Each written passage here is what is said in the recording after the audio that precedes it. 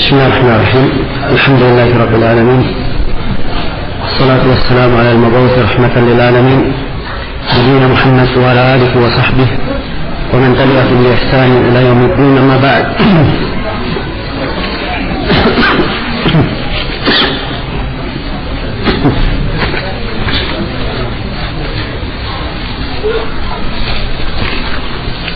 kemudian sudut yang kedua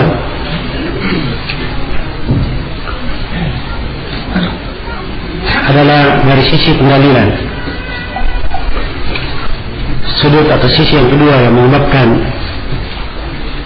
adanya terjadi perselisihan pendapat di kalangan para ulama adalah dari masalah sisi madlul, pendalilan di dalam dalil itu, apa yang ditunjukkan oleh dalil.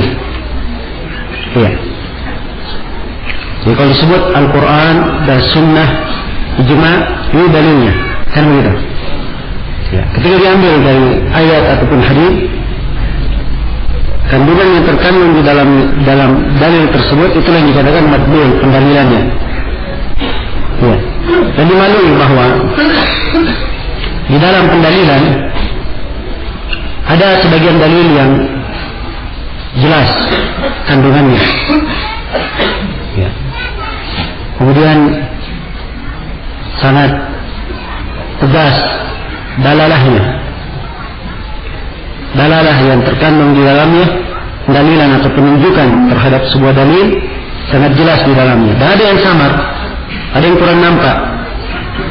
kurang nampak, maka hal yang seperti ini kadang menyebabkan terjadi silang pendapat di kalangan para ulama.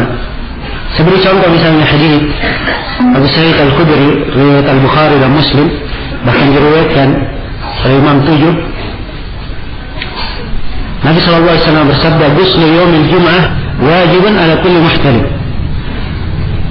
Mandi pada hari Jumat adalah wajib atas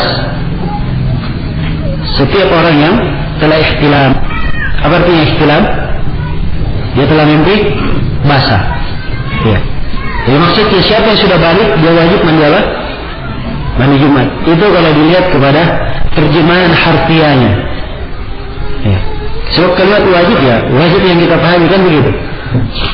Tapi apa demikian kandungan dalam hadis bahwa wajib? Ya. Perlu diketahui bahwa kebanyakan para ulama mereka tidak memahami mana wajib di dalam hadis. Tidak memahami mana wajib di dalam hadis. Kenapa? Ya. Di sinilah saya bilang tadi letak dalalah. Ya. Apa yang terkandung di dalam hadis ini boleh saja para ulama berbeda di dalam memahaminya. Kenapa? Ya. Sebagian para ulama mengatakan tidak ada dalil di sini tentang pewajiban. Karena di dalam hadis disebutkan hadis setelahnya, ya, ghuslu yaumil jum'ah wajibun ala kulli muhtalim was-siwak wa yamassa min at-tib ma qudira lah. Ya. Mandi hari Jumat adalah wajib bagi setiap orang yang muhtalim. Demikian pula siwak dan apa? Menyentuh wangi-wangian apa yang ditakdirkan baginya. Ya, sekarang pakai siwak pada hari Jumat wajib atau bukan? Hah? Penjual bilang wajib. Ya. Pakai minyak wangi pada hari Jumat wajib atau bukan? Sebenarnya bukan wajib. Sambil. Kalau begitu penggunaan kalimat wajib sebelumnya itu bukan wajib, bermakna apa? Bermakna wajib yang kita pahami. Karena itu seperti yang saya katakan tadi, banyak dari para ulama dalam memahami mana wajib dari konteks. Ya. Walaupun ada sebagian para ulama yang memahami wajib dari konteks, dia katakan wajib hukumnya mandi Jumat. Iya. Dan dimaklumi bahwa di dalam masalah ada beberapa pendapat. Ada yang mengatakan sunnah, dan ini insyaallah taala pendapat yang lebih kuat dari sisi dalil. Sebab hadis Al-Hasan meriwayatkan dari Samurah, ya, dikeluarkan oleh Ashabus Sunan dan selainnya, hadisnya sahih, di mana Nabi sallallahu alaihi wasallam bersabda, "Ghuslu yaumil Jum'ah, apa man iktasala yaumil Jum'ah fa biha wa ni'mat, wa man tawadda fal ghuslu afdal." Ya. Siapa yang mandi pada hari Jumat, maka itu adalah sesuatu yang dia telah memegang sunnah dan sebuah kenikmatan untuknya. Ya. Dan siapa yang berwudu, maka mandi lebih afdal. Dikatakan mandi lebih afdal, tidak diwajibkan mandi, hanya dikatakan apa? lebih afdal. Maka ini menunjukkan dia bukan wajib. Ya, bukan wajib dari sisi berdosa kalau ditinggalkan. Jelas sampai sini? Ya. Namun Syekhul Islam Ibn Taimiyah dari satu sudut, beliau melihat kepada sudut lain. Ibn Taimiyah berkata bahwa kalau seorang datang ke hari Jumat dan ada bau yang tidak enak pada tubuhnya, maka pada kondisi ini dia wajib mandi. Wajib mandi. Ya. Jadi penyebutan wajibnya itu bukan karena hukum mandi Jumat itu sendiri, tapi karena suatu hal yang lain. Karena bisa mengganggu apa? Mengganggu jemaah masjid. Dan ini asal pembahasan ada di dalam syariat. Ya, karena itu dilarang orang yang makan mentah, ya, masih berbau, masih ke masjid. Demikian pula para ulama menkiaskan orang yang merokok, bau rokoknya mengganggu, dilarang masuk masjid. Ya. Jelas ya? Ini semuanya asal pembahasan. Sebab asalnya tidak boleh mengganggu. Ya. Orang yang ada di dalam masjid. Ya, karena itu dalam masjid dilarang buang angin di masjid. Ya. Kalau misalnya dia nggak sengaja terbatal itu lain lagi masalahnya. Tapi kalau dia sengaja itu nggak boleh di masjid. Ini semuanya masuk dalam pembahasan-pembahasan. Ya. Sudutnya atau akarnya seperti yang saya sebutkan tadi. Maka kita lihat kembali kepada hadits Abu Sa'id, wajib atas setiap orang yang sudah balik, sudah pernah mimpi. Ya. Di sini para ulama berbeda dalam mengambil dalalah, mengambil petunjuk dari hadits tersebut. Ya. Maka adanya silang pendapat juga ini banyak-banyak ditimbulkan karena apa? Karena sisi yang kedua ini, sudut yang kedua, itu melihat kepada pendalilan yang terdapat di dalam dalil itu. Iya. Baik, ini sudut yang kedua. Kemudian sudut yang ketiga. Sudut yang ketiga, dan ini saya kira mungkin sudut yang bisa dikatakan paling banyak menjadi sebab terjadinya perbedaan pendapat. Ya, di sudut orang yang berdalil. Ya, di sudut orang yang berdalil. Si alimnya sendiri. Orang yang berdalilkan sendiri. Ya. Nah, di sudut yang orang yang berdalil ini, tentunya di sini ada 4 perkara yang perlu diperhatikan dalam masalah sudut orang yang berdalil. Ya, sehingga akan nampak perbedaan. Kenapa bisa berbeda para ulama ya, di dalamnya. Yang pertama dilihat kepada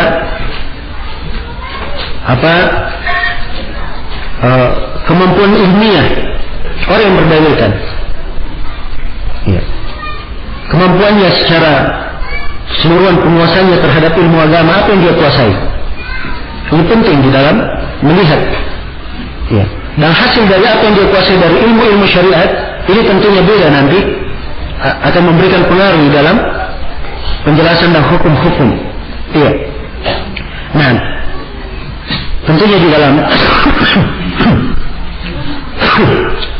ilmu agama ada ilmu bahasa Arab, kan begitu?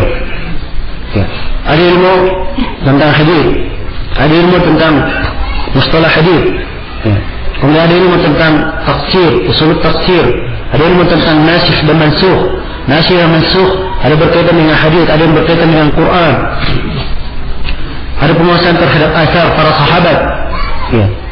Dan banyak lagi cabang-cabang ilmu di dalamnya. Nah, tatkala seorang alim ya, tidak terkumpul seluruh bidang ilmu ini pada dirinya, ya, atau ada sebagian ilmu yang tidak lengkap pada dirinya, alim yang lain yang lebih lengkap, maka di sini menimbulkan perbedaan pendapat. Ya, perbedaan di dalam memberikan hukum. Karena itu kalau kita lihat di ahkam yang nampak dari Imam Ahmad rahimahullah taala, Imam Ahmad didominasi ya, oleh penggunaan asar, aqwal para sahabat. Nah, karena itu akan lihat nanti di pendapat mazhab Imam Ahmad, kalau dia mengatakan misalnya di dalam masalah mengusap kos kaki apakah boleh atau tidak. Ya. Imam Ahmad menyelisih jumhurul ulama dalam masalah ini. Imam Syafi'i, Imam Malik, Abu Hanifah tidak ada yang berpendapat. Tapi Imam Ahmad dia katakan bahwa telah ada di dalam hal ini sejumlah sahabat yang melakukan. Sebab dia ukur dengan apa? Asar dari sahabat. Ya. Telah ada sejumlah sahabat yang melakukan. Ini pendalilan bagi beliau, rahimahullah. Dan di sini tepat pendalilan beliau. Sebab apa yang dilakukan oleh sahabat di sini tidak ada yang menyelisihinya. Kemudian sahabat, bahir yang dilakukan oleh sahabat menyelisihi bahir menepati bertepatan dengan zahir hadis, ya, maka ini menunjukkan bahwa boleh mengusap di atas kos kaki seperti yang dikatakan oleh Imam Ahmad. Tapi perhatikan bagaimana beliau berselisih dengan imam yang lain, karena memang di dalam akar beliau berdalilkan dari sisi ilmiahnya Imam Ahmad lebih kuat, ya, menguasai tentang akar dari para sahabat dan lebih banyak menguasai hadis Rasulullah Sallallahu Alaihi Wasallam. Ya. Kalau kita lihat kepada Imam Malik rahimahullah taala, beliau sangat banyak berpegang dengan amal ahli Madinah, amalan penduduk Madinah. Jadi dijadikan sebagai tolak ukur oleh Imam Malik. Ya. Dalam banyak masalah beliau berselisih dengan para imam. Beliau berkata ini adalah amalan penduduk Madinah. Ya, adapun Imam Syafi'i, beliau didominasi, ya, sebab beliau sangat kuat di dalam bahasa Arab. Ya, istimbaq di dalam dari sisi bahasa beliau, kemudian istimbaq beliau dari dalalatul kalam, mengambil konteks pendalilan dari sisi bahasa, itu sangat kuat. Ya, di sisi Imam Syafi'i. Karena itu Imam Syafi'i rahimahullah, ya, dalam banyak pembahasan beliau mempunyai istimbaqat yang sangat detail dari sisi pembahasan, ya, yang tidak ada pada imam yang lainnya. Nah, kalau Abu Hanifah dia cenderung menggunakan ar-ra'i dan qiyas, dan ini mendominasi fikih Abu Hanifah. Jadi saya sering beri contoh dengan 4 ini sebab ini yang apa? Ini yang masyhur, 4 orang imam. Ya, kalau ini dilihat ke madhab, banyak yang madhab. Ya, ini ada 10. Ya, Al-Hasan Al-Basri dia punya madhab. Al-Layth bin Sa'ad rahimahullah, Al-Auza'i Al-Fiqhi dari Syam, dia juga punya madhab. Sufyan Ats-Tsauri, Sufyan bin Uyainah, Sufyan Ats-Tsauri di Kufah, Sufyan bin Uyainah di Mekah. Iya, Al-Layth bin Sa'ad di Mesir. Jadi cuma punya madhab. Tapi subhanallah, ya, yang banyak muridnya itulah yang paling masyhur madhabnya. Ya, dan perhatikan madhab 4 ini kenapa yang paling banyak? Sebab pengikut madhab ini yang paling banyak muridnya. Nah, paling banyak muridnya, dan ini yang memasyhurkan madhabnya. Ya, karena itulah di sini ya, sering sekali kita dengar dari Syekhuna Syekh Muqbil. Ya, beliau menjelaskan tentang pentingnya ada markas-markas ilmiah, ya, agar supaya disebarkan ilmu darinya. Sebab dari markas ilmiah ini kalau hidup dengan sunnah, akan keluar darinya orang-orang yang berpegang teguh dengan apa? Dengan sunnah. Ya, ini penting untuk dikembangkan.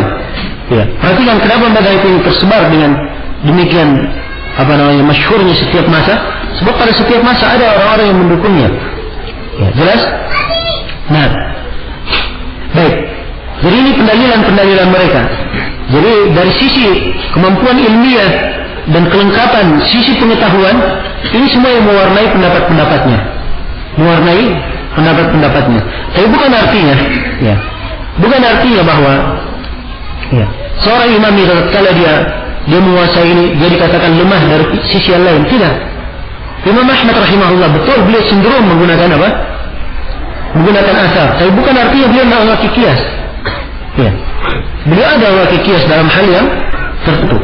Ya, demikian pula Imam Malik, walaupun beliau berpegang dengan amal ahli Madinah, tapi bukan artinya beliau tidak memakai yang lainnya. Ya.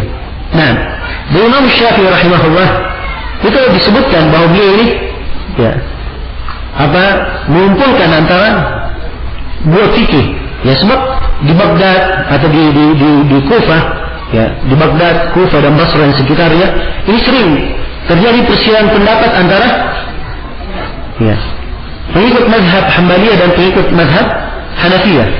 Ya. Maka kata Imam Ahmad, ya, dinukil dari beliau bahwa dulunya, ya, orang-orang Syafi'iyah sering melaknat kami, ya, dan kami sering melaknat mereka. Sampai Imam Syafi'i datang berjalan antara kami berdua, yang menanyahi kami berdua. Sebab Imam Syafi'i rahimahullah beliau memakai, ya, dari sisi pembahasan, dari sisi bahasa Arab, dan ini akan berjalan bersama dua madhab ini. Nah, dan Imam Ahmad sendiri berkata, ma'arafna an-nasikh wal mansukh illa indama jalasna Syafi'i. Kami tidak mengenal bagaimana nasikh dan mansukh itu kecuali setelah kami duduk bersama Imam Syafi'i. Itu Imam Ahmad. Imam Syafi'i sendiri berkata kepada Imam Ahmad, "Idza sahha al-hadits 'indakum, ya, akhbirni," kata beliau. Kalau ada hadis yang sahih, ya, di sisi kamu, dari sisi periwayatan, maka kata Imam Syafi'i, kabarkan hadis itu kepada saya. Kabarkan hadis itu kepada saya. Maka di sini nampak bahwa kadang dari sisi silang pendapat dari para ulama dan keberadaan para ulama itu sendiri saling melengkapi. Ya, saling melengkapi. Maka yang terpenting sih bagaimana kita melihat, ya, bagaimana kita melihat keberadaan para a'immah dan melihat akar-akar pendalilan mereka dan sisi-sisi ilmiahnya. Dan juga penting di dalam menentukan sebab perselisihan, terjadinya perselisihan. Maka ini sudut pandang atau hal yang pertama yang saya jelaskan berkaitan dengan masalah orang yang berdalilkan. Ya, sisi ilmiahnya, kemampuan ilmiahnya, ini kadang memberikan perbedaan. Yang kedua, ya, orang yang berdalilkan kadang dilihat juga dari lingkungan khusus yang dia tumbuh, lingkungan khusus. Ya. Nah, karena sebagian para ulama dia hidup di tengah para a'immah dengan mazhab Hanbaliyah misalnya. Buku-buku yang dijarkan semuanya dengan mazhab apa? Hanbaliyah. Ya. Ini negeri-negeri yang masyhur dengan hal ini nampak. Ya, kemudian kita melihat di dalam buku-buku biografi, ya, kadang disebut satu buku khusus Tabaqat Al-Hanabilah. Ya. Susunan tingkatan-tingkatan biografi para rawi dari pengikut mazhab Hanbaliyah. Nah, seperti buku Ibnu Rajab dan selainnya. Dan ada yang hidup di bi'ah Syafi'iyah, pengikut mazhab Syafi'iyah. Kemudian itu buku khusus Tabaqat Asy-Syafi'iyah. Ya. Ada karya Subuki dan ada buku-buku yang lainnya. Nah, karena bi'ah itu menentukan juga dari sisi tertib fikih. Dan perlu saya ingatkan di sini bahwa memakai mazhab itu dilihat maksudnya apa. Kalau dia memakai mazhab dari sisi tertib ilmi hanya untuk merapikan pembahasan ilmiah, tidak ada masalah dia pakai mazhab supaya tidak bercampur, ya, pembahasannya dan dari sisi keilmiannya. Tapi kalau dia memakai mazhab ingin ta'assub, ikut-ikutan, ini yang dicela oleh seluruh para ulama, dia dibenarkan. Ya. Karena itu para ulama kita di masa ini seperti Syekh Ibn Utsaimin, Syekh bin Baz, Syekh Shalih Fauzan, mereka dari sisi tertib ilmi mereka mengajarkan buku-buku Hanbaliyah. Berfikir apa? Fikih Hanbali. Tapi mereka tidak ta'assub. Kalau ada hal yang menyelisih Al-Quran dan As-Sunnah, mereka terangkan salahnya dan mereka kuatkan pendapat para imam yang lainnya. Tapi dari sisi tertib ilmi memang sangat penting sekali. Ya. Kenapa? Seorang harus punya kaya dalam pembahasan ilmiah. Sekarang misalnya kita baca hadis Abi Hurairah tentang masalah wudu misalnya. Tentang masalah wudu, ya, kaifiat wudu ada hadis Utsman bin Affan, ada hadis Abdullah bin Zaid, ada hadis Abi Hurairah, ada hadis Ali bin Abi Thalib. Ini hadis-hadis dasar. Ya, pokok hadis ini kalau kita hafal hadisnya, ya bagus dihafal. Tapi coba kalau saya tanya, orang yang menghafal 4 hadis ini, saya tanya, rukun wudu apa? Juga. Belum tentu dia paham apa rukun wudu. Kalau dia hafal dalilnya, ya, pahami? Dia hafal dalilnya. Jadi saya tanya, rukun wudu apa? Belum tentu dia paham. Kan begitu. Kewajiban wudu apa? Belum tentu dia paham. Jelas sampai sini? Maka di sini perlu ada tertib ilmi. Karena itu di fikih, di pembahasan fikih diterangkan rukun wudu ada sekian. Ya, walaupun ada silang pendapat ya, saya ada sekian. Misalnya di mazhab ini sekian, di mazhab ini sekian. Ya. Kenapa saya katakan dia ikut ke satu fikih saja misalnya untuk tertib ilmi supaya jangan bercampur pemahamannya dan hafalannya antara mazhab ini dan mazhab itu. Kalau dia sudah mumpuni, sudah hebat kayak Syekhul Islam Ibnu Taimiyah, ya, yang lain masalahnya. Nah, para ulama besar saya seperti Syekh Ibnu Utsaimin, dia di atas satu mazhab membangun fikihnya. Ya, membangun fikihnya. Kalau kayak Ibnu Taimiyah dia hafal seluruh pendapat para ulama, biasa, wajar. Jelas ya? Juga. Maka dari sisi tertib ilmi ini penting juga artinya. Kemudian kalau dia gabung, dia pisah-pisah, kadang baca ini, kadang baca itu, kadang bercampur antara maklumatnya, antara kekuatan ilmiahnya. Sebab di mazhab Hanabilah misalnya, orang-orang Hanbaliyah ketika membahas tentang masalah najis itu mereka letakkan di akhir pembahasan taharah. Ya. Kenapa? Sebab bagi mereka yang pertama dibahas adalah pembahasan taharah, bersuci dulu. Setelah itu selesai pembahasan taharah total sampai haid, baru mereka buka masalah najis. Apa yang merupakan najis? Jelas? Kalau ulama Syafi'iyah tidak, untuk lihat tertibnya Ibnu Hajar dalam Bulughul Maram. Ya. Setelah beliau buka bab air, kemudian bab tentang apa? Tentang bejana-bejana, langsung beliau masuk bab najis sebelum wudu. Najis dulu sebelum apa? Sebelum wudu. Sebab bagi beliau di kalangan mazhab Syafi'iyah harus tahu dulu apa yang najis, jangan sampai dia berulah yang najis yang melekat ya pada dirinya. Ya kalau dia gabung antara bab-bab ini, buku fikih dia baca itu, baca sana, baca ini, akhirnya kadang seorang penuntut ilmu yang pemula tidak kuat dari sisi tertib apa? Tertib ilmiahnya. Karena itulah kalau dia pakai satu fikih saja untuk membuat tertib ilmiah itu bagus. Itu hal yang bagus. Ya. Jelas di sini ya?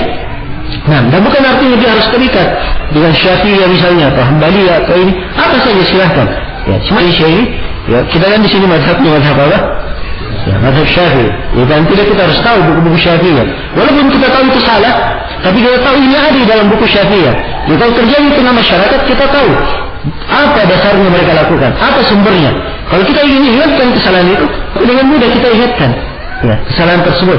Sebab kita sudah mempelajarinya dan sudah mengetahui di mana letak-letak kesalahannya. Jelas di sini.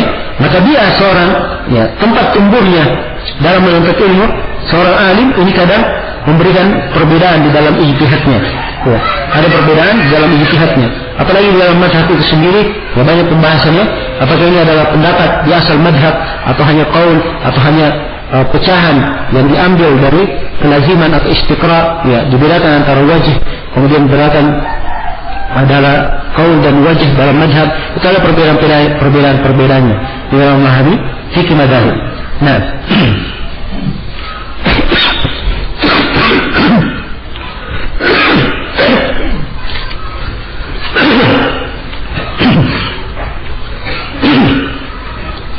ya. Kemudian di sini juga dengan mengetahui hal ini kadang seorang akan lebih pandai menempatkan segala perkara pada tempatnya. Ya. Sebab kalau dia tidak tahu tentang madhab, di mana lingkungannya, di mana dia berbicara, ini kadang apa bisa menimbulkan banyak kekacauan. Ya. Dia misalnya mendatangi tempat, seorang dai mendatangi tempat ini semuanya maulid tiap tahun. Ya. Tiba-tiba disikat maulid di situ habis-habisan. Ya. Kira-kira apa yang terjadi? Hah? Ya pasti perang, kan begitu. Ya. Dan ini yang terjadi di setiap tempat. Ya. Ada sebagian itu nggak melihat keadaan di masyarakat ini. Padahal kita bisa masuk dengan jalur lain. Ya. Untuk memperbaiki kesalahan yang sama. Sisa kita melihat trik bagaimana cara memperbaikinya. Bukan artinya tidak diperbaiki, kan begitu. Bukan didiamkan, tapi cara memperbaikinya bisa kita lihat dengan mempertimbangkan bi'ah dan lingkungan di mana orang tersebut tumbuh. Ya, karena itu suatu hari ya, datang jemaah haji dari Irak ke Madinah. Nah, maka sebagian orang ada seorang yang duduk di majelis di Masjid Nabawi. Dia duduk menjawab pertanyaan-pertanyaan. Ya. Ya. Dan itu bertentangan dengan apa yang berkembang di Madinah, apa yang diketahui oleh penduduk Madinah. Maka orang yang duduk ini ditegur oleh Imam Malik rahimahullah. Imam Malik bertanya kepadanya, "Min aina anta? Dari mana kamu?" Kata dia, "Min ahli Irak, saya dari penduduk Irak." Ya. Kata Imam Malik, "Aina khallaqta adab?" Di mana kamu buang adab kamu, etika kamu? Ya. Maksudnya kenapa kamu berpendapat dengan pendapat ini?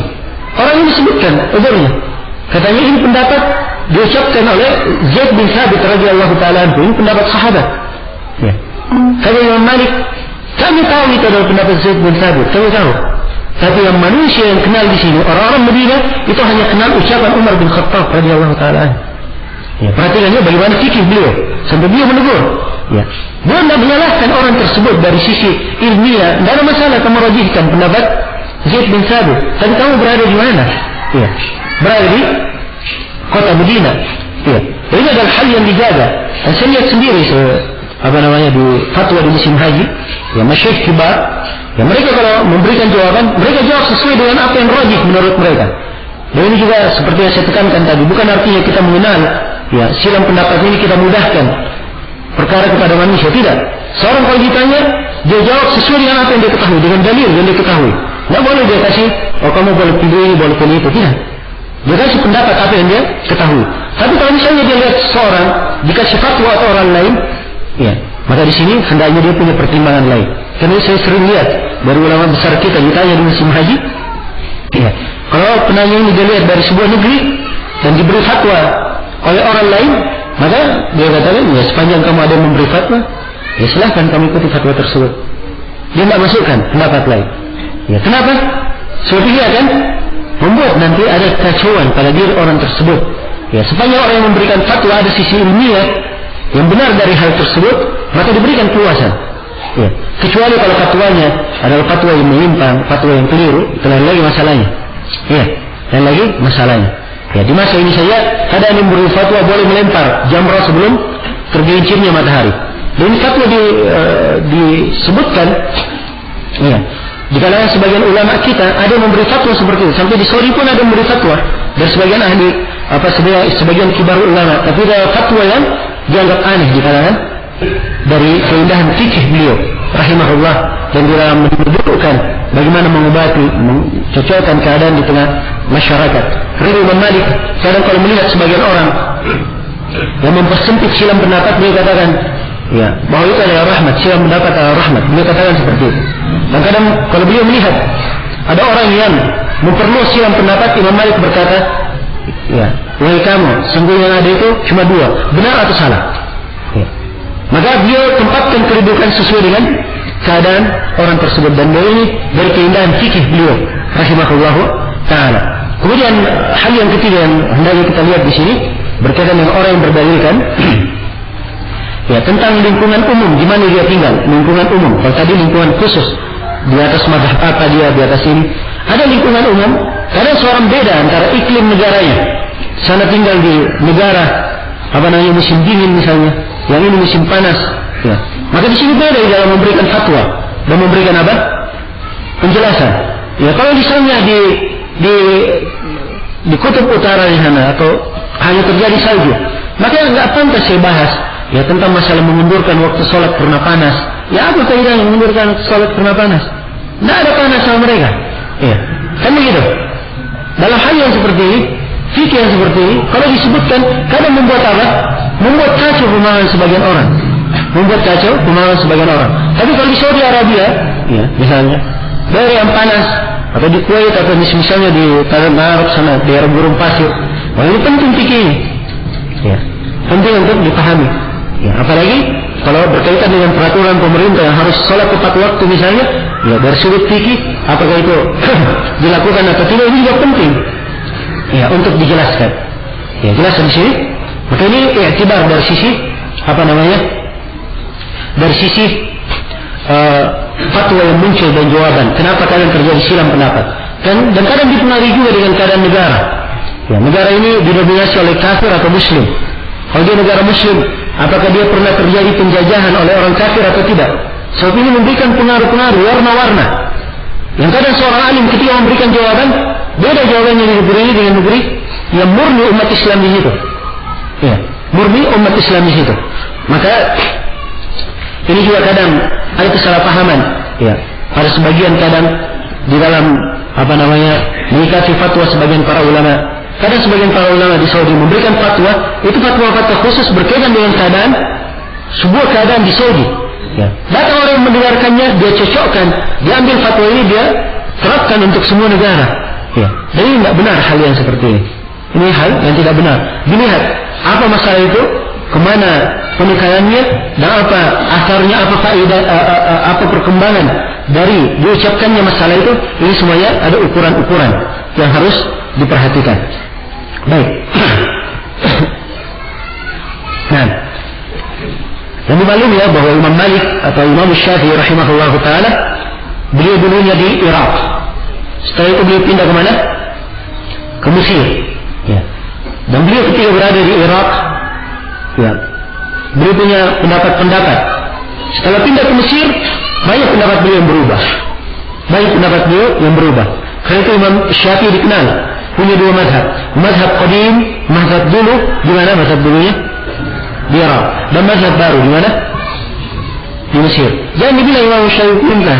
Ya, tidak kuat di atas pendapat. Ya, tidak kuat di atas pendapat, tidak gigih membela kebenaran. Ya, tidak boleh mensifatkan dia seperti itu. Kenapa? Ya, sebab ketika beliau sampai ke Mesir, sampai kepada beliau hadis-hadis yang dia tidak dengar di Irak. Beliau tidak dengar di mana? di Irak. Ya, dan di Mesir itu ada keadaan-keadaan yang fatwa di Mesir ini tidak bisa difatwakan seperti mana di Irak. Ya, jelas di sini. Maka adanya bi'an seperti ini juga mewarnai, ya kadang menyebabkan terjadinya ya perbedaan fikih di dalam orang yang berdalilkan. Ya, kemudian sisi yang lain, ini pembahasan yang keempat pada orang yang berdalil, itu dilihat kepada tabiatnya. Ya, tabiatnya dan pada diri orang itu sendiri. Nah, sebab Allah menciptakan manusia itu berbeda-beda. Nah, Allah ciptakan manusia berbeda-beda. Ada orang yang diberi oleh Allah pemahaman. Subhanallah, kalau masalah memahami dia cepat untuk paham, tapi tidak diberi hafalan, tidak kuat kalau menghafal. Ada orang punya hafalan, ya. Mungkin kalau diperdengarkan hadis satu kali dengar langsung bisa hafal, tapi dia paham hadis yang hafal, dia tidak diberi fikih, tidak diberi pemahaman. Ada orang yang Allah berikan antara dua, diberi hafalan dan diberi pemahaman, ya. Dan berbeda-beda keadaan manusia, berbeda-beda keadaan manusia. Karena kalau anda melihat Abu Hanifah tidak mungkin sama dengan Imam Malik, Imam Syafi'i, apalagi sama dengan Imam Ahmad dari sisi hafalan. Ya. Karena itu Abu Hanifah dilemahkan oleh banyak para ulama dari sisi ar-ra'y yang lebih mendahulukan al-athar dan sebagainya. Nah, dan di sini juga termasuk hal yang perlu saya ingatkan. Ya, kadang ya, dan kita juga tahu bahwa para ulama kita menulis tentang Abu Hanifah, celaan yang berkaitan tentang Abu Hanifah, dan hal-hal yang seperti ini itu kalau dibahas pembahasan dari sisi ilmiah atau sudut atau pembahasan tertentu. Sebab saya sangat mengerti bahwa Syekh Mukbil ketika beliau menulis buku tentang Abu Hanifah dan akwal, beliau uraikan pendapat A'immatul Jarh wa Ta'dil tentang Abu Hanifah, ya beliau sering sebutkan di pelajaran bahwa ini adalah bantahan terhadap orang-orang yang muta'assib, terlalu fanatik terhadap Abu Hanifah. Nah, dan dari sisi ini adalah hal yang bagus dan niat yang bagus. Dan Syekhul Islam Ibnu Taimiyah menyebutkan bahwa memang dulunya sebelum abad ke-5 banyak para ulama yang membicarakan Abu Hanifah, mengkritiknya. Tapi setelah abad ke-6 dan seterusnya Abu Hanifah itu punya banyak pengikut mazhabnya. Maka dalam keadaan seperti ini para ulama tidak membicarakan Abu Hanifah dari sisi menjelekkan itu. Mereka hanya banyak membahas dari sisi apa? Dari sisi ilmiah. Sebab dia sudah menjadi imam yang menjadi rujukan yang di masa setelahnya. Mereka pun dapati dari para a'immah ya di abad ya kelima ke atas itu jarang ada yang berbicara khusus tentang Abu Hanifah. Pembicaraan khusus tentang Abu Hanifah itu di kalangan para a'immah yang semasa dengan beliau atau yang setelah beliau. Ya, atau yang setelah beliau. Nah, jelas beliau ada kekeliruan dan ketergelinciran, semoga Allah mengampuni seluruhnya. Nah, yang beda antara Abu Hanifah dan Imam Ahmad dari sisi hafalan. Dari sisi hafalan. Maka ini idrak dalam hal ini adalah hal yang penting untuk diketahui. Ya, hal yang penting untuk diketahui. Demikian pula dari sisi hikmah. Hikmah seorang alim, kemudian pertimbangannya terhadap maqasid syariah, itu juga berbeda-beda seorang alim. Ya, apalagi kadang diwarnai dengan tabiat. Sebab tabiat manusia tidak bisa dipisahkan dari manusia itu. Tidak bisa dipisahkan. Nah, dan bukan artinya di sini ya tabiat itu dibenarkan dalam memberikan ahkam, tidak. Cuma sini saya ingin memberikan penjelasan bahwa tabiat itu namanya tabiat adalah hal yang Allah ciptakan pada manusia. Manusia tidak bisa terlepas darinya. Sepanjang Al-Quran dan As-Sunnah yang mendominasi tabiatnya, maka tidak ada masalah akan hal tersebut. Sepanjang yang mengaturnya adalah apa? Al-Quran dan As-Sunnah. Kita beri contoh sederhana yang kita semua pahami contoh ini. Ya, bagaimana perbedaan antara Abu Bakar dan Umar radhiyallahu taala anhuma, dua orang yang paling afdal di umat ini. Ya, dimaklumi bahwa Abu Bakar beliau condong kepada sifat lemah lembut, ya, radhiyallahu taala anhu. Dan dimaklumi bahwa Umar radhiyallahu taala anhu beliau condong kepada sifat apa? Sifat keras, tegas, ya. Dimaklumi. Ya, sampai kalau misalnya sampai Rasulullah sebutkan kalau Umar berjalan di sebuah jalan dan syaitan ada di situ akan lari syaitan melihat Umar. Ya. Nah, ini dari keutamaan dua orang sahabat ini. Tapi lihat, saya ingin menunjukkan bagaimana pengaruh tabiat dan bagaimana kedudukan syariat ya, di dalam mendominasi dua orang sahabat ini. Nah, ketika di perang Badar, ya di perang Badar, tentunya dimaklumi ya bahwa di perang Badar itu ada tawanan-tawanan perang, ya, ada tawanan-tawanan perang. Maka Nabi SAW minta pendapat kepada Abu Bakar dan kepada Umar. Tawanan perang ini mau diapakan? Ya. Maka Rasulullah memulai kepada siapa? kepada Abu Bakar. Apa jawaban Abu Bakar radhiyallahu taala anhu? Ya Rasulullah, hum banul ammi wal ashirah. Mereka adalah anak-anak paman kita dan anak-anak keluarga sendiri. Ya. Ini jawaban Abu Bakar. Lihat kalimat-kalimatnya. Ya. Lembut kalimat Abu Bakar. Tapi lihat sisi syar'inya. Ya. Sisi syariat. Abu Bakar, kenapa beliau memilih ini? Ya. Kenapa beliau menekankan? Kata beliau, maka yang saya lihat kata Abu Bakar, antakhudha minkum fidyah. Kamu ambil fidyah, tebusan dari mereka. Sekarang ada tawanan perang, minta tebusan supaya orang ini dibebaskan. Tawanan ini perang dibebaskan. Kenapa? Fatakuna lana quwwatun 'alal kuffar. Sehingga kita punya kekuatan. Kalau kita dapat harta dari mereka, kita punya kekuatan untuk bisa menghadapi orang kafir. Dan kita mohon semoga Allah memberi hidayah kepada mereka. Dua penekanan Abu Bakar. Yang pertama, Abu Bakar mendapat kaum muslimin dapat maslahat dengan lebih banyak kekuatannya. Kemudian yang kedua, diharapkan kalau mereka dilepas ini, semoga Allah memberi hidayah kepada mereka. Ya, perhatikan ya, memang jawaban Abu Bakar, ya, kalau dilihat sepintas lalu, ya, tabiat Abu Bakar seperti itu. Tapi tidak boleh kita katakan ini memang orangnya lemah lembut, makanya begitu. Ya, jawabannya tidak boleh kita katakan seperti itu. Sebab Abu Bakar mengukur dengan apa? Ukurannya syariat, sesuai dengan syariat. Ya, beliau melihatkan kemaslahatan untuk umat dan melihat kemaslahatan apa? Kemaslahatan untuk orang-orang kafir ini. Semoga Allah beri hidayah kepada mereka. Dan ini adalah dua sisi yang syar'i dalam timbangan syariat. Jelas ya? Itu pendapat Abu Bakar. Kalau Umar apa pendapatnya? Ya. Kemudian berkata, apa pendapat kamu?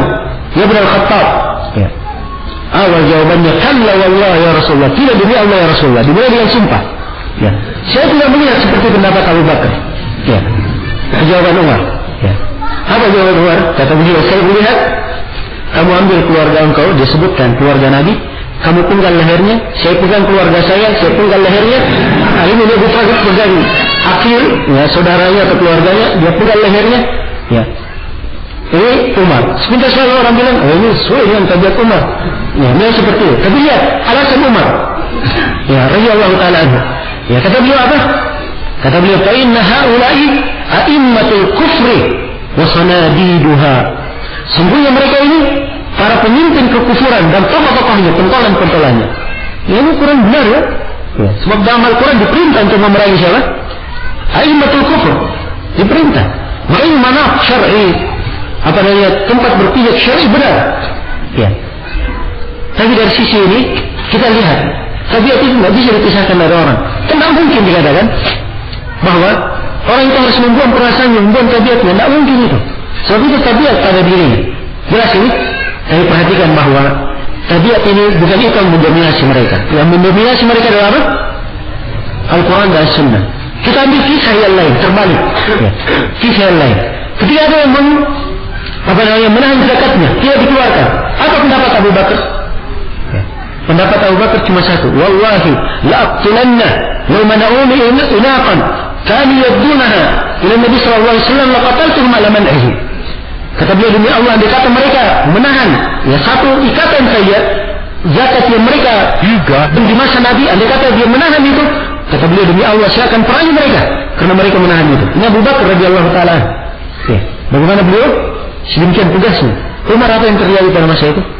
Ya, kata beliau, wahai Abu Bakar, mereka ini masih muslim, mengucapkan syahadat, ya, la ilaha illallah. Ya. Kenapa mereka diperangi? Ya. Coba lihat.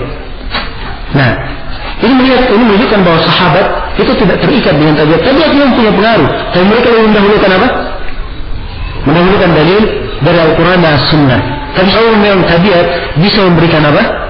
Ada kesan-kesan, memberikan khilaf dalam fikih keadaan, dan seorang itu bisa berbeda di dalam memberikan pengaruh fikih. Makanya yang saya ingin terangkan di sini berkaitan dengan orang-orang yang berdalil. Ya. Para ulama yang berdalilkan dengan fikihnya tersebut, dengan kandungan fikih ini kadang beda sisi pendalilannya alim ini dari sisi ini, karena diwarnai oleh hal ini. Ya, diwarnai tingkat keilmuan alim ini, tempat di mana dia tumbuh, lingkungan di mana dia menetap, ya, kemudian kadang juga pengaruh dari tabiatnya juga mewarnai fatwa-fatwanya dan jawabannya. Jelas di sini, ikhwah. Ya, maka ini hal yang hendaknya diperhatikan. Nah, ini yang kadang kalau kita tidak pahami dari seorang alim, ya, maka kadang seorang itu, ya, berjelek sangka. Dan kadang sebagian ikhwah kalau melihat seorang alim ya, seakan-akan ulama itu malaikat, tidak ada salahnya. Ya. Tidak ada salahnya. Dia inginkan ulama itu semuanya begini dan begitu. Nah, dan ini adalah hal yang salah. Karena itu dalam etika menuntut ilmu juga disebutkan kita harus sabar ya, terhadap hal yang kadang kita rasakan kurang enak dari seorang alim. Ya. So, namanya ulama dia juga manusia. Hari ini dia banyak urusan, banyak pikiran. Ada orang yang datang tiba-tiba, ya, dia katakan saya ada waktu, dia berjalan misalnya. Ya. Nah, atau dia lihat kondisi misalnya, dia lihat orang secara umum ini kelihatannya pertanyaan mengarah kepada suatu, dia jawab dengan pertanyaan yang tegas, orang yang terhardik. Ya, padahal dia datang sebenarnya ingin bertanya bagus. Ya, tapi mendapat jawaban yang keras seperti itu, dia kadang kecewa dalam dirinya. Kenapa alim ini begini? Kenapa alim itu begini? Ini yang kadang menjatuhkan, kadang sebagian penuntut ilmu dijauhkan dari menuntut ilmu karena dia mendapatkan kadang sebagian sifat dari seorang alim, ya, karena dia menyangka bahwa alim ini harus lepas dari dosa, ya, harus suci. Nah, harus seperti itu. Namanya manusia, kadang ada terjadi kesalahan, kadang ada bentuk muamalah yang kurang pantas, maka kita harus memaklumi hal tersebut, ya, dan bersabar dan juga banyak memberikan pengertian, banyak memberi udzur kepada alim tersebut. Nah, kemudian hal yang keempat, sisi yang keempat apa?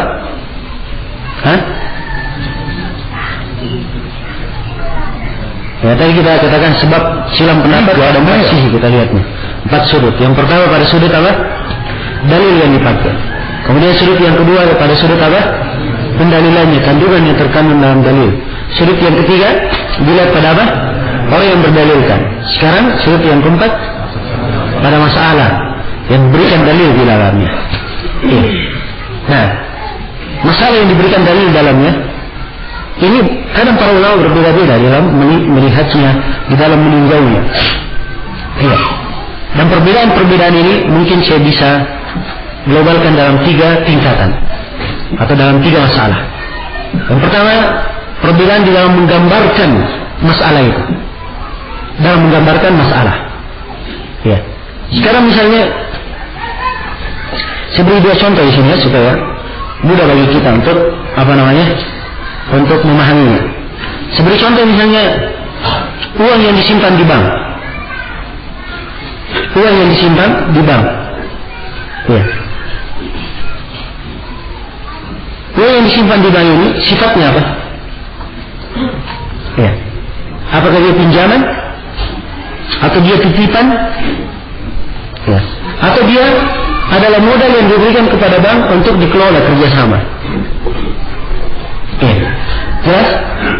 Karena kita dalam menyimpan uang di bank berbeda di dalam melihatnya. Ya.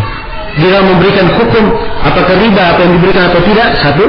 Kemudian di dalam memberikan hukum apakah wajib zakat atau tidak. Ya. Uang yang disimpan di bank itu, apakah wajib zakat atau tidak? Jelas sampai sini? Ya. Sebab kalau dia katakan misalnya itu adalah pinjaman, ya, di dalam pembahasan zakat kaitannya dengan masalah apa? Zakat piutang, kan begitu? Ya. Kalau dia katakan bahwa uang yang disimpan ini adalah titipan, maka ini kena zakat. Kalau kena zakat dengan ketentuannya. Kalau dia katakan bahwa itu adalah modal usaha, maka itu akan masuk ke dalam bab zakat perdagangan nanti. Dalam masalah zakat perdagangan, dan ini beda hukum-hukumnya. Jelas sampai sini? Ya. Jadi perbedaan mereka dalam menimbang masalah ini menyebabkan kadang terlahir perbedaan dari memberikan jawaban. Perbedaan dari memberikan jawaban. Jadi saya beri contoh ya, sengaja saya beri contoh sebab dalam hal yang ke fikih kontemporer sebab ini banyak terjadi. Ya, saya beri contoh lain misalnya. Dalam masalah kredit. Ya. Dalam masalah kredit. Ya, kalau seorang alim misalnya ditanya, bolehkah jual beli dengan cara kredit? Apalagi kalau bahasa Indonesia ya, wah ini paling repot kalau bahasa Indonesia. Ditanya bolehkah jual beli dengan cara kredit? Saya kalau ditanya tentang bolehkah jual beli dengan cara kredit, itu paling susah saya jawab. Ya. Sebab kredit dalam bahasa Indonesia itu artinya apa? Dia mengambil barang tidak cash. Ya. Dia akan bayar secara berangsur, tidak kontan, kan begitu? Ya. Dan ini dalam uraian fikihnya di dalam bahasa Arabnya masuk dalam banyak pembahasan. Ya. Ada namanya bai'ut taqsir. Ada namanya bai'ul murabah lil amir bis syara'. Ada namanya bai'ul inah. Ada namanya bai'ut tawarruq. Ada namanya al-ijar al-muntahi bit tamlik. 5 masalah. Ya. Semuanya disebut kredit dalam bahasa Indonesia. Kira-kira mau dijawab yang mana kalau kita ya kredit. Ya. Nah, kan begitu. Tapi kalau kita sebutkan contohnya, gambarannya, ya ada orang beli barang misalnya. Kalau dijual cash sekian, dijual cicil sekian, kan begitu. Ya. Apakah boleh seperti ini? Ini namanya penggambaran, tidak ada masalah. Yang seperti ini. Tapi kalau tanya kalimat seperti itu, kredit, wah ini banyak sekali cabangnya. Maka penggambaran di dalam masalah ini kadang menimbulkan apa? Menimbulkan perbedaan pendapat. Ya. Di dalam membahasnya. Jelas sampai sini? Sekarang saya beri contoh. Ya, saya beri contoh satu masalah yang banyak diperselisihkan. Tentang masalah B, taksir. Tentang masalah B, taksir. Taksir itu adalah seorang menjual. Ya. Diberikan 2 pilihan harga. Harga kontan dengan harga apa? Harga cicil. Ya. Harga kontan dengan harga cicil. Apakah ini boleh atau tidak? Dan jual belinya antara 2 pihak saja. Jual belinya antara apa? 2 pihak saja. Ya, saya sengaja sebut antara 2 pihak. Ya, bukan 3 pihak dan sebagainya. Sebab itu ada pengaruhnya di pembahasan lain. Iya. Baik. Apakah ini boleh atau tidak? Kalau pendapat kebanyakan para ulama dan dinukil oleh Syekhul Islam Ibnu Taimiyah, bahkan Ibnu Taimiyah menukil ijma' kesepakatan. Dan nukilan kesepakatan ini dinukil pula oleh Syekh bin Baz, Syekh Ibnu Utsaimin, ya dari ulama al-mu'asirin. Mereka mengatakan bahwa dia taksir adalah boleh, tidak ada masalah. Jelas? Nah, ini kita lihat ya, sebab ini banyak dibicarakan. Ya, Syekh Al-Albani rahimahullah, beliau punya satu pembahasan khusus dan silsilah hadits sahihah. Beliau menganggap bahwa itu adalah menjual dengan 2 harga yang dilarang. Ya. Sebab Nabi melarang al-bay' fi bai'ataini. Ada transaksi, ada jual beli dalam 2 transaksi. Atau ada satu transaksi dalam 2 rintis, 2 jenis jual beli, 2 jenis transaksi. Jelas? Ya, beliau memasukkan masalah ini ke situ. Ya. Ada Syekh Mukbil rahimahullah, beliau mengatakan padanya ada bentuk riba. Ucapan beliau. Beliau tidak, kalimatnya tidak tegas memastikan. Tapi beliau katakan padanya ada bentuk riba. Ini saya cermati dari ucapan-ucapan beliau dalam banyak masalah, sering beliau berhati-hati dalam memberikan ahkam fikih. Misalnya di masalah apa? Salat. Ya. Ketika waktu terlarang. Kalau Syekh Mukbil mazhab yang beliau pegang di 3 waktu, pas di tengah hari, matahari terbenam, matahari terbit, kata beliau afdalnya dia tidak sholat di situ. Dia sebutkan afdalnya, bukan tidak boleh, boleh, tapi afdalnya dia hindari. Ini dari sisi kehati-hatian. Walaupun jumhur ulama mereka mengitlakkan bolehnya untuk apa? Bolehnya sholat kalau memang ada sebab. Kalau memang ada sebab. Tapi Syekh di 3 waktu beliau mengatakan afdalnya dia tidak sholat di situ. Kenapa? Sebab dalil yang melarang itu sangat kuat sekali penekanannya. Karena itu beliau memberikan mana afdal. Dan ini saya pandang dari kedetailan fikih beliau rahimahullahu ta'ala. Nah, jadi itu berarti kita kembali kepada masalah beliau taksir ini. Ya, kalau kita lihat dari para ulama di masa ini, dan saya sendiri dari para ulama yang ada sekarang ini, saya tidak mengenal ada yang melarang jual beli dengan cara kredit yang saya sebutkan tadi. Ya, dengan nama beliau taksir, tidak ada yang melarang kecuali Syekh Mukbil dan Syekh Al-Albani. Ada punya lain dari seluruh masyayikh, ya Syekh bin Baz, Syekh Shalih Fauzan, Syekh Ibnu Utsaimin, ya Syekh Ahmad An-Najmi, Syekh Zaid, semuanya memandang hal tersebut adalah hal yang boleh. Perbedaannya dari sudut apa? Dari sudut menentukan masalah ini. Ya, penggambaran masalahnya. Jelas? Kalau penggambaran Syekh Al-Albani rahimahullah itu beliau anggap sebagai apa? Ya, transaksi dalam jual beli, jual beli. Itu tidak boleh kata beliau. Beliau masukkan ke situ. Ya, dia masukkan ke situ dan beliau anggap bahwa itu adalah bentuk dari bai'ul inah yang dilarang. Ada pun Syekh bin Baz dan lainnya, mereka menganggap bahwa masalah ini adalah masalah yang tidak larangannya. Ya. Ada pun larangan jual beli dengan menjual dengan 2 harga. Larangan itu di dalam bai'ul inah, bukan di dalam masalah ini. Bukan di dalam masalah ini. Ya. Mereka berikan dalil dari sisi logika juga. Mereka beri dalil. Sekarang jual beli taksir itu, perhatikan jual beli. Kalau kontan misalnya beli motor, kalau kontan 10 juta. Kalau cicil, ya ada banyak pilihan cicil. Kalau setahun, ya dia cicil kenanya berapa? Anggaplah 12 juta. Kalau 2 tahun kenanya 15 juta. 3 tahun kenanya berapa? 17 juta. Ini 3 pilihan di cicilnya. Satu kontan kan begitu. Sekarang ketiga akad. Ya, ketiga akad. Akadnya dengan berapa pilihan? Satu pilihan atau empat sekaligus? Saya tanya, ketiga akad yang dipilih yang mana?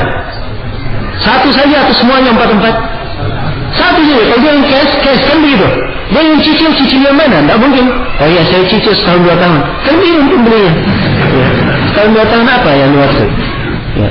Dia punya kemampuan setahun, dia katakan saya cicil setahun, kan begitu. Jadi kalau terjadi akad, dia akadnya dengan apa? Dengan satu transaksi, kan begitu.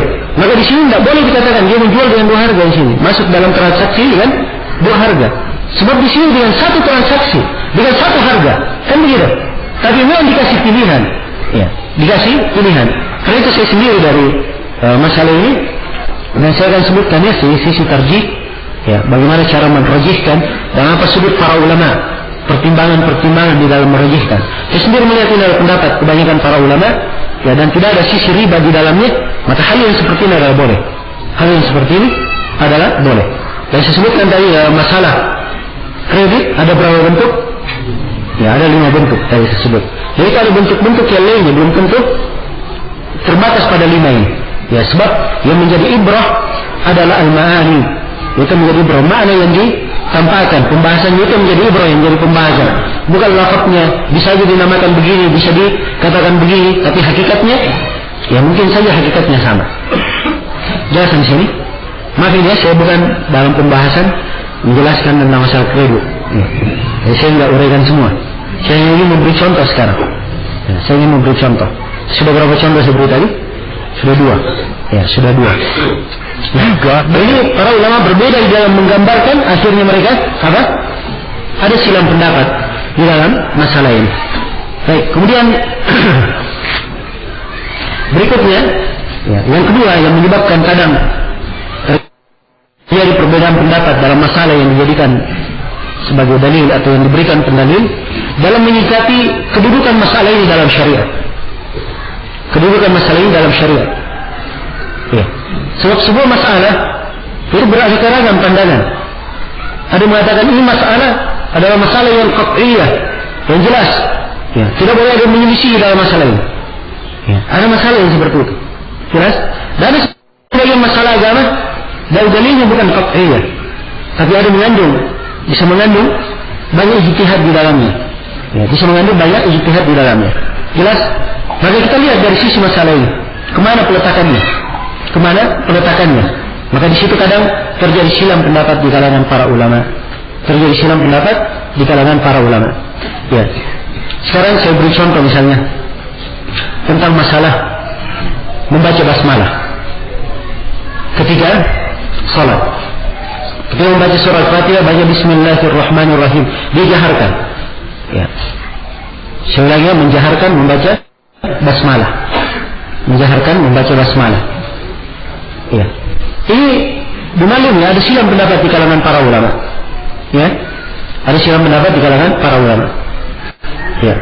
Kedudukan masalah ini di mana? Ya. Nah, di sinilah letak pembahasan. Ya, sebab sebagian para ulama ada yang menghitung masalah menjaharkan basmalah dan tidak menjaharkan, dimasukkan ke dalam buku-buku akidah. Ya, dimasukkan ke dalam apa?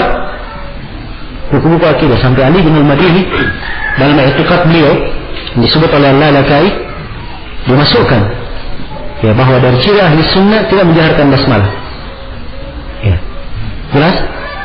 Demikian pula Ibn Rajab, beliau nukil dari sejumlah imam, dari Sufyan ats-Tsauri dan lainnya, dan nukilan Ibn Rajab, ya, di dalam Fathul Bari terdapat uraian-uraian yang sangat tegas dari para imam, tidak boleh menjaharkan. Ya, perhatikan ya, sampai ada memandang bahwa masalah ini masuk ke dalam apa? Usul, perkara pokok dalam agama, tidak boleh diselisih. Dan ciri ahli sunnah. Berarti kalau ciri ahli sunnah, siapa yang menyelisihinya berarti dia apa? Ahli bidah, kan begitu. Ya. Tapi ini pendapat alim yang seperti ini, ya, hendaknya kita membawa kepada pengertian yang baik. Ini mungkin karena dia tinggal di dalam sebuah bi'ah, di dalam sebuah masyarakat, yang di dalam masyarakat ini semuanya berpendapat tidak dijaharkan. Ya. Dan tidak ada dalil yang dipegang oleh orang yang apa? Orang yang mengatakan menjaharkan. Maka kalau ada yang mengatakan menjaharkan di tempat itu, maka wajar kalau dia dikatakan keluar dari tuntunan atau dibahasakan dengan bahasa yang tegas atau disebutkan dalam usul i'tiqad. Jelas sampai sini? Ya. Tapi kalau lihat dari sudut masalah, sini kita ketahui bahwa Imam Syafi'i ya ada menyelisih dalam masalah ini. Ya, apalagi di masa sekarang ini. Apalagi kalau antum bawa pembahasannya di Indonesia. Oh, ramai di Indonesia sini. Ya, bisa-bisa kalau ada yang sholat di sebagian masjid, dia tidak menjaharkan basmalah, orang-orang di belakangnya akan mulai sholatnya. Ya. Kan begitu. Jadi mengukur tingkatan masalah ini di mana? Ya. Apa tingkatannya dari agama, sisi kedudukannya, ini juga kadang memberikan warna perbedaan. Warna perbedaan adanya silang pendapat di kalangan para ulama. Nah, kemudian mu'tabar atau hal yang ketiga, ini kan juga saya jelaskan di sini berkaitan dengan masalah yang dijadikan sebagai dalil. Ya, kadang juga berselisih pendapat para ulama dari asal masalah. Ya, dari asal masalah ini. Nah, sebab seorang ketika meninjau masalah, dia lihat asalnya kemana. Asalnya kemana. Nah, mereka ada yang mengatakan ini masalah asalnya adalah boleh. Misalnya, asalnya adalah boleh. Ya. Dan kadang ada yang melihat, ya, sebab dia kena misalnya berkaitan dengan usul ahli Madinah, maka dia katakan asalnya tidak ada dari ulama Madinah yang melakukannya. Ya. Tidak ada masalah ini di kalangan ulama Madinah. Ya, misalnya. Maka ini penjelasan tentang asal masalah. Tentang asal masalahnya. Dari uraian asal masalah ini kadang berbeda pendapat di dalam memberikan hukum fikih. Saya beri satu contoh. Misalnya di dalam masalah zakat untuk perhiasan perempuan. Ya. Perhiasan perempuan, emas yang dipakai perempuan, perak yang dipakai. Apakah ada zakatnya atau tidak? Apakah ada zakatnya atau tidak? Nah, di sini mereka di dalam menghitung masalah ini berselisih pendapat para ulama. Ya. Tentang akar masalahnya. Ada yang mengatakan bahwa akar masalah ini dalam hal ini bahwa asal masalah harta yang sifatnya hanya sekedar dipakai untuk berhias atau dipakai untuk berdandam dengannya, asalnya dia tidak ada zakat. Disebut seperti itu. Asal tidak ada zakat. Sebagian para ulama tidak. Dia masukkan bahwa itu adalah asalnya dia adalah harta. Ya. Terkait dengan emas dan perak. Dan asal emas dan perak ada apa? Ada zakatnya. Ya. Sebagian para ulama mengatakan yang tidak ada zakatnya, dia lihat kepada akar lain, asal lain. Sebab yang diinginkan adalah bukan emas dan peraknya, dipakai apa? Dipakai berhias dan dipakai sendiri. Ya, bukan ke rumah kalau kita pakai sendiri tidak ada zakatnya, kan? Mobil kalau dipakai sendiri tidak ada zakatnya. Kan begitu? Kalau rumah dan mobil dijual, nah itu baru ada masuk ke dalam hukum zakat perdagangan. Ya, jelas sampai sini. Ya, maka meninjau dari asal masalah kadang terjadi silang pendapat ya di kalangan para ulama. Nah, berhubung karena saya sudah angkat pembahasan apakah ada zakat ya pada perhiasan atau tidak, ya tentunya dimaklumi ya perbedaan pendapat ya para ulama dari dahulu, apalagi di masa ini. Ya, sangat banyak sekali tulisan yang menulis tentang masalah zakat perempuan, ada zakatnya atau tidak. Ya. Asal ributnya masalah ini karena yang masyhur di Saudi kan mazhab Hanbaliyah. Ya. Yang masyhur di kalangan para ulama ya, bahwa perhiasan perempuan itu tidak ada zakat, itu yang masyhur. Sampai datang Syekh bin Baz rahimahullah. Belum tahu siapa Syekh bin Baz dan bagaimana suara beliau didengar di seluruh jagat, ya bukan cuma di Saudi saja. Beliau memberi fatwa bahwa zakat atau pada perhiasan perempuan ada zakatnya. Ya. Karena beliau memberi fatwa, akhirnya ributlah. Ya. Dan sejumlah orang menulis pembahasan. Ada yang setuju dengan beliau dan ada yang tidak setuju. Kan begitu? Ya.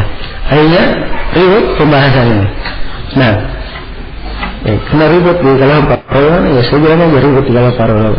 Atau mau pilih yang mana terserah. Ya.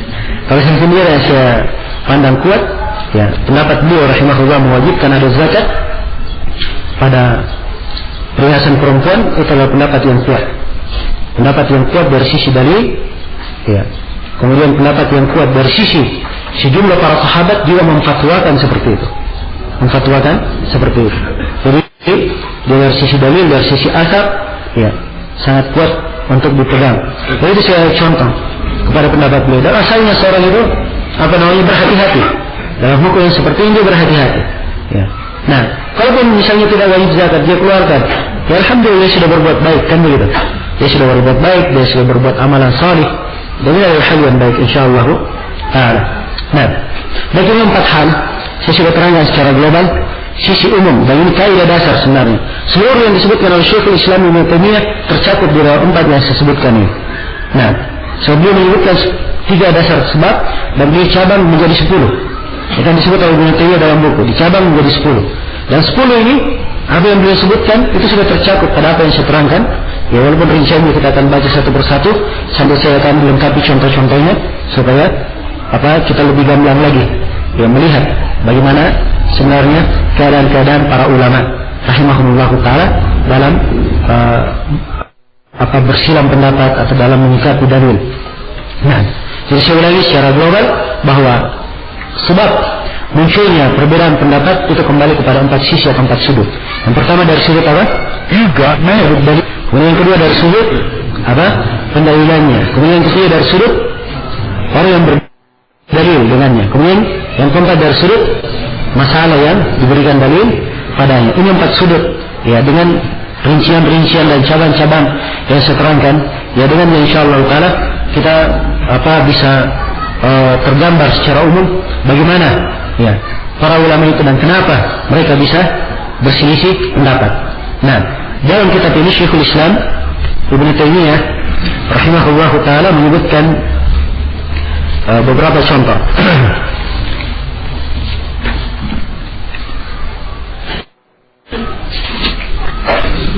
Jadi seperti yang saya sebutkan tadi, bahwa beliau sebutkan seluruh udzur itu kembali kepada 3 jenis, kata Ibnu Taimiyah. Yang pertama, dia tidak meyakini bahwa Nabi mengucapkan hal itu. Tidak meyakini bahwa Nabi mengucapkan hal tersebut. Ini kembali kepada apa ini? Kembali kepada dalil. Ya, kembali kepada dalil. Nah, kemudian yang kedua, dia tidak meyakini bahwa masalah ini itu yang diinginkan dalam pendapat tersebut. Ya. Ini masuk ke dalam pembahasan. Ya.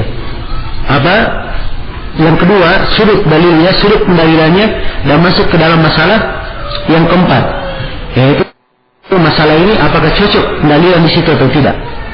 Nah, kemudian yang ketiga, kata beliau, dia meyakini bahwa hukum tersebut telah terhapus. Hukum tersebut telah terhapus. Ini juga berkaitan dengan dalil. Ya, berkaitan dengan dalil. Nah, kemudian dari 3 udzur ini beliau cabang menjadi 10 sebab. Ibnu Taimiyah cabangkan menjadi 10 sebab. Ya, saya hanya baca sebabnya kemudian saya beri contoh. Ya, contoh yang dah harus dari apa yang disebutkan oleh beliau rahimahullahu taala. Kata beliau sebab yang pertama, sababul awwal an la yakuna al-haditsu qad balaghahu. Nah, ini sebab yang pertama, bahwa hadis tersebut ya mungkin saja belum sampai kepadanya. Belum sampai kepadanya. Ya, jadi kenapa ada seorang alim tidak beramal dengan sebuah hadis? Ya. Udzur yang pertama, sebab yang pertama, mungkin saja dia belum sampai kepada hadis tersebut atau hadisnya belum sampai kepadanya.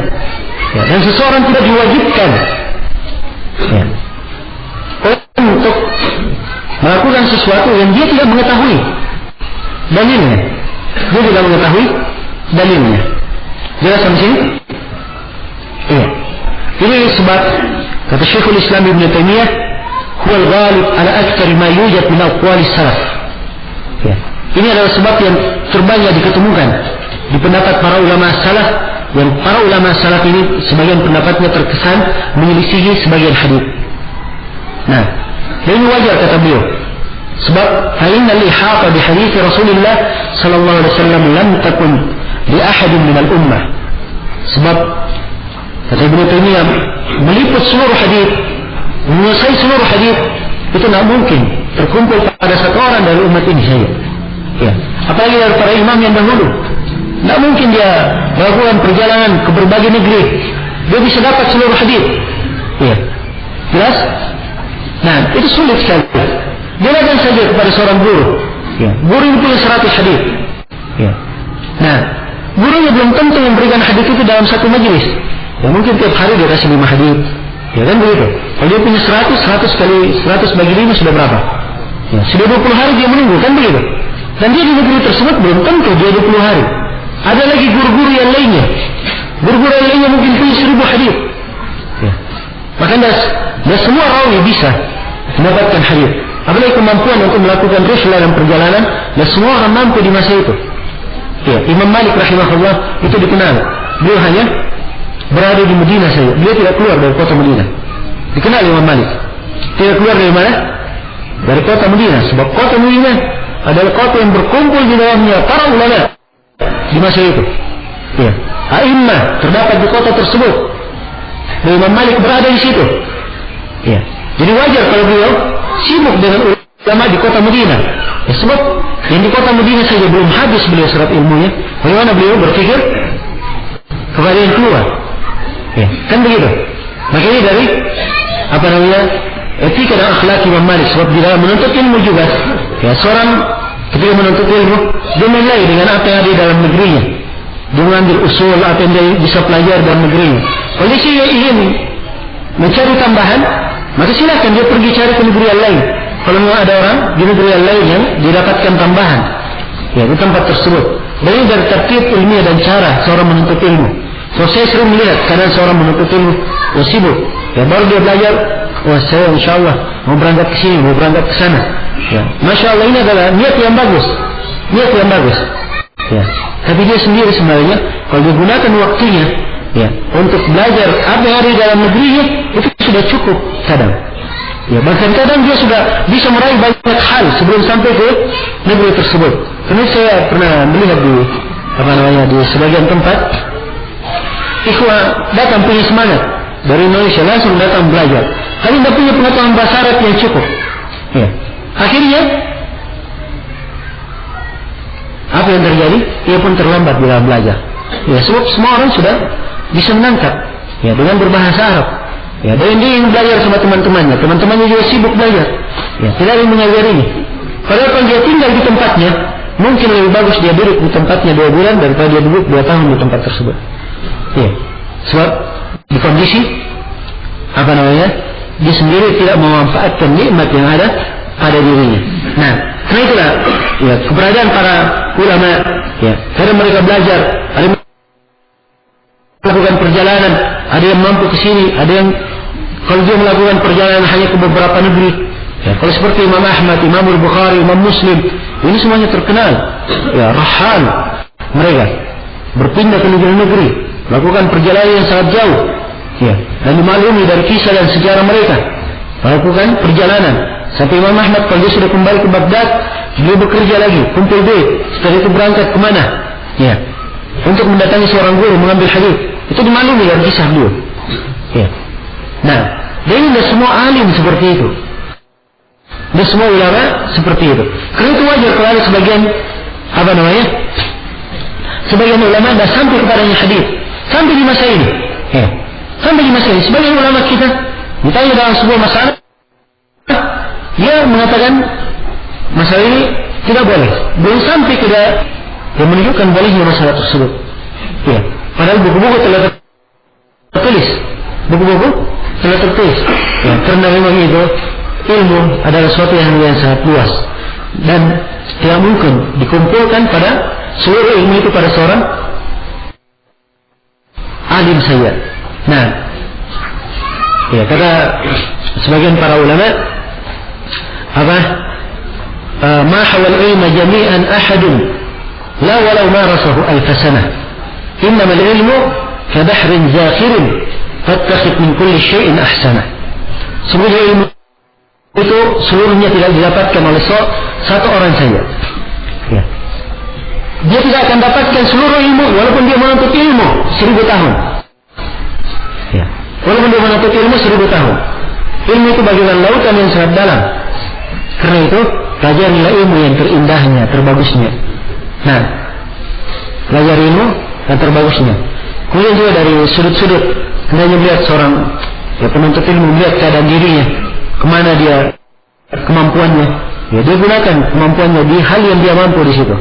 Hal yang dia mampu. Jangan dia melebarkan belajar ini, belajar itu. Padahal dia sebenarnya kalau dia tekun di satu bidang itu akan lebih bermanfaat ya baginya, akan lebih bermanfaat baginya. Nah, ya Allah musta'an. Ilmu agama yang jelas sangat luas sekali. Ya, ilmu hadis saya kata Al-Hazimi, ilmu hadis itu 70 cabang lebih. Satu cabangnya saja kalau kita gunakan seluruh umur untuk mempelajarinya, dia tidak akan sampai ke ujungnya. Ya. Ini baru di ilmu apa? Baru di ilmu hadis. Ya. Kira-kira bagaimana dengan ilmu fikih? Bagaimana dengan ilmu tafsir? Ya. Bagaimana pula dengan ilmu bahasa Arab? Ya. Nah, Sibawai tahu? Hah? Tidak yang tidak kenal Sibawai dalam ilmu bahasa. Ini Sibawai bisa terkenal seperti itu sebab memang dia Sibawai. Ya. Tidak ada pekerjaannya kecuali bahasa saja. Ya. Sampai tidak tersisa sama sekali dalam ilmu yang lainnya. Ya.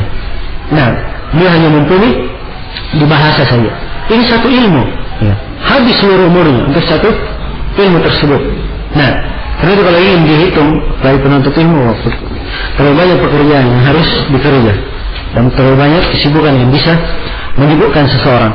Nah, baik. Sekarang kita berikan contoh-contoh. Ya, bagaimana keadaan? Ya, sebagian hadis tidak sampai kepada sebagian ulama. Ini saya sudah uraikan ya, beberapa contoh dari zaman para imam dan zaman sekarang. Ya, jadi Ibnu Taimiyah menyebutkan beberapa contoh. Ini terjadi di masa para sahabat. Nah, ini kisah sangat unik sekali. Ya, antum perhatikan kisahnya di dalam riwayat Bukhari dan Muslim. Nah, jadi suatu hari Umar bin Khattab radhiyallahu taala anhu bersama pasukan melakukan perjalanan ke Syam. Ya, melakukan perjalanan ke Syam. Begitu beliau sampai ke sebuah tempat yang bernama Sarb. Ya. Beliau sampai ke tempat yang bernama Sarb, sebuah tempat sudah dekat dengan Syam. Maka diberitakan kepada Umar bahwa di tempat tersebut terjadi wabah, yaitu penyakit taun. Ya. Maka Umar pun berhenti. Kemudian beliau meminta pendapat para sahabat. Perhatikan ya, Umar berhenti minta istisyarah kepada para sahabat. Nah, yang pertama dia minta pendapatnya adalah kaum muhajirin. Ya. Bagaimana pendapat mereka? Kaum muhajirin silang pendapat. Ya. Ada yang mengatakan kita tetap jalan, ada yang mengatakan tidak boleh, kita kembali. Ya. Kata Umar, kalau begitu pergilah kalian. Umar panggil kaum Al-Ansar. Ya. Panggil kaum Al-Ansar. Kaum Al-Ansar juga silang pendapat. Kata Umar, pergilah kalian. Ya. Setelah itu beliau panggil orang-orang tua dan para pemuka Quraisy, orang-orang yang pertama masuk Islam. Nah, maka Umar pun, mereka bermusyawarah bersama Umar dan hanya satu pendapat. Pendapat mereka semuanya, kita kembali. Kita kembali. Ya. Begitu mereka mau kembali, maka Abu Ubaidah bin Jarrah berkata kepada Umar, "Afiraran min qadarillah ya Amirul Mukminin?" Ya, apakah engkau lari dari takdir Allah wahai Amirul Mukminin? Ya. Ini Abu Ubaidah, dan tentang siapa Abu Ubaidah bin Jarrah? Ya, salah satu dari 10 orang sahabat dijamin masuk surga. Ya. Dan beliau yang dikatakan oleh Nabi SAW, aminu hadhil ummah, kepercayaan umat ini. Ya. Kepercayaan umat ini. Nah, beliau yang gubernur di tempat yang akan didatangi oleh umat. Dia katakan, apakah lari dari takdir Allah wa Amirul Mukminin? Ya. Perhatikan, semuanya tidak punya nas tentang masalah, cuma membahas. Maka Umar berkata, "Lau ghairuka qala ya Abu Ubaidah." Andai kata selain kamu yang berucap seperti itu, wahai Abu Ubaidah. Kata Umar, "Nafirru min qadarillah ila qadarillah." Kata Umar, kita lari dari takdir Allah menuju kepada takdir Allah yang lain. Ya. Itu jawaban Umar. Semuanya tidak ada nas dalam masalah. Maka tatkala dalam keadaan seperti itu, datanglah Abdurrahman ibn Auf radhiyallahu taala anhu. Dan Umar sudah selesai musyawarah. Abdurrahman bin Auf sebenarnya ikut, cuma di sebagian keadaan beliau alfa. Maka beliau datang. Kemudian Abdurrahman bin Auf menyampaikan nas hadis yang beliau dengar dari Nabi Sallallahu Alaihi Wasallam. Ya, kata Abdurrahman bin Auf, "Jika sami'tum bihi fi ardin, fala taqdimu bihi, atau fala taqdimu alaihi, wa idza waqa'a wa antum fiha, fala takhruju firaran minhu." Nabi berkata tentang masalah ini, kalau kalian dengarkan ada wabah seperti ini di sebuah tempat, maka jangan kalian datang kepadanya. Jelas? Jangan kalian datang. Kalau kalian di luar dengar ada wabah di tempat ini, jangan masuk ke negeri itu. Ya, tapi kalau wabah itu terjadi dan kalian berada di negeri tersebut, maka jangan kalian keluar dari negeri itu, lari darinya. Sabar di negeri itu. Jelas? Ini nas dari Nabi Sallallahu Alaihi Wasallam. Berarti pendapat yang benar pendapatnya siapa? Pendapatnya Umar sebelum belum masuk. Dan ini adalah pendapat yang dipegang oleh apa? Oleh para sahabat yang tua. Ya, karena itu antum lihat letak ijtihadnya para sahabat bagaimana kuatnya. Ya. Dipahami? Tadi belum ada nas, setelah ada nas ternyata sangat tepat dan cocok. Ya, sangat tepat dan cocok di dalam masalah. Dan antum lihat di sini. Ya, sekian banyak para sahabat, kaum muhajirin, kaum ansar, pemuka Quraisy, dari orang-orang yang pertama masuk Islam, tidak ada yang mengetahui hadis ini. Hanya siapa yang tahu? Abdurrahman bin Auf. Subhanallah. Ya, ini menunjukkan kepada kita bahwa ya, kadang sebuah hadis itu tidak sampai kepada sebagian ulama sehingga ia memberikan keputusan, memberikan fatwa. Ya, tidak seperti apa yang kita baca, misalnya kita baca hadis, kenapa alim ini menyelisihi hadis Nabi? Ya, maka jangan berkata seperti itu. Harusnya beri udur. Ya, seperti tadi masalah Imam Malik, tidak boleh puasa 6 hari Syawal. Ya, udur yang paling baik diberikan oleh Ibnu Abdul Bar. Ibnu Abdul Bar berkata bahwa mungkin hadis ini belum sampai kepada Imam Malik. Itu disebut oleh Ibnu Abdul Bar di mana? Jalur al-Istidkar. Ini menunjukkan fikih beliau dan apa namanya penghormatan beliau terhadap para ulama. Contoh yang kedua. Ya. Contoh yang kedua. Ya.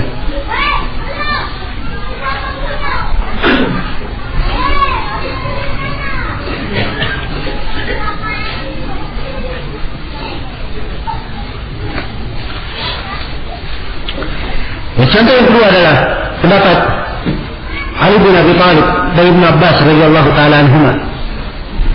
Ya. Mereka berdua berpendapat bahwa perempuan yang hamil, ya, kalau meninggal suaminya, maka iddahnya adalah apa yang paling panjang dari dua iddah. Apa yang paling panjang dari dua iddah. Nah, demikian iddahnya.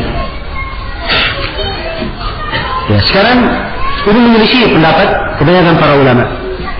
Ya, kebanyakan para ulama pendapatnya perempuan yang hamil, ya, perempuan yang hamil yang meninggal suaminya, ya, kapan dia melahirkan lepas iddahnya. Asalnya orang perempuan yang meninggal suaminya asalnya berapa lama iddahnya? 4 bulan 10 hari, kan begitu? Ya, 4 bulan 10 hari. Sekarang ini perempuan hamil. Kalau perempuan hamil apa iddahnya? Wa ulatul ahmali ajalahunna ayyadana hamlahunna. Dan perempuan yang hamil iddahnya sampai dia melahirkan, kan begitu? Jadi dua sekarang. Ini dia hamil sekaligus apa? Ditinggal mati suaminya. Ya, menurut Ibnu Abbas dan siapa? Ali bin Abi Thalib, iddahnya adalah yang paling panjang, berdua iddah. Jadi kalau misalnya dia hamilnya sudah hamil 4 bulan, atau afwan, misalnya hamilnya dia hamil 3 bulan misalnya, sudah 3 bulan jalan. 3 bulan kira-kira masih berapa lama dia melahirkan? Masih 5 bulan. Ya, berarti 5 bulan lebih lama daripada 4 bulan apa? 4 bulan 10 hari. Kalau begitu iddahnya berapa? 5 bulan. Jelas ya? Kalau misalnya dia sudah jalan hamilnya 8 bulan, berarti 1 bulan lagi apa? Melahirkan. Berarti iddahnya berapa? Iddahnya 4 bulan 10 hari. Ini pendapat beliau berdua. Nah, namun pendapat ini diselisih oleh kebanyakan para ulama. Ujar yang paling paling bagus diberikan kepada beliau berdua. Ya, dikatakan bahwa belum sampai kepada beliau berdua hadis. Ya, Rasulullah SAW yang Nabi SAW memberikan fatwa kepada Sabiyah atau Subiyah al-Aslamiyah. Ya. Dan Nabi SAW dia datang kepada Sabiyah datang kepada Nabi, ya, bahwa dia telah nifas setelah suaminya meninggal, ya, atau dia melahirkan beberapa hari setelah suaminya meninggal. Apakah dia boleh menikah? Maka Nabi SAW mengizinkan dia menikah. Ini menunjukkan bahwa dia sudah apa? Sudah lepas iddah, dengan melahirkan sudah lepas iddah. Andai kata hadis ini sampai kepada Ali dan Ibnu Abbas, pasti akan berpendapat dengan pendapat itu. Jelas ya? Maka ini uzur yang terbaik diberikan untuk ulama di dalam hal ini. Nah, Allah Ta'ala alam, ini sebab yang pertama ya, waktu sisa 10 menit dari salat duhur. InsyaAllah Ta'ala kita lanjutkan nanti pada sisa yang ketiga.